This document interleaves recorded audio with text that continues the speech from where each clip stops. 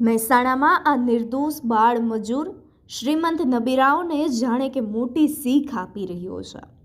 મહેસાણાના રાધનપુર રોડ પર લાખો કરોડો રૂપિયાના ખર્ચે વિકાસનો માર્ગ નિર્માણ પામી રહ્યો છે, જેની ધૂળમાં વિકાસના નામે ચાલતા કામ વચ્ચે એક નાનકડું બાળક ઊભું છે, નાના હાથમાં મોટો ભાર લઈને। શ્રમિક માતા પિતાની થાકેલી આંખોમાં એક જ અજવાળું ઝગમગે છે।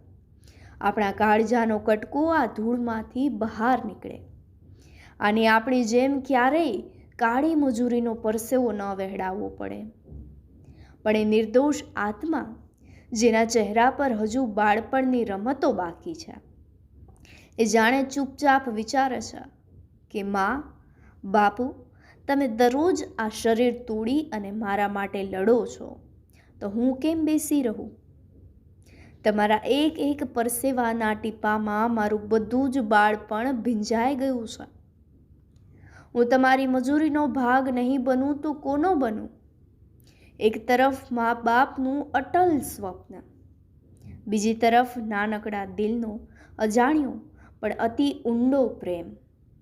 આ નાની વયમાં જ એ શીખી ગયો છે કે સૌથી મોટી સફળતા એ નથી કે આપણે મોટા થઈ જઈએ, સૌથી મોટી સફળતા તો એ છે કે જેમણે આપણને જન્મ આપ્યો તેમના હાથ ક્યારેય ખાલી ના પડે, તેમની આંખોમાંથી ક્યારેય આંસુ ના વહે।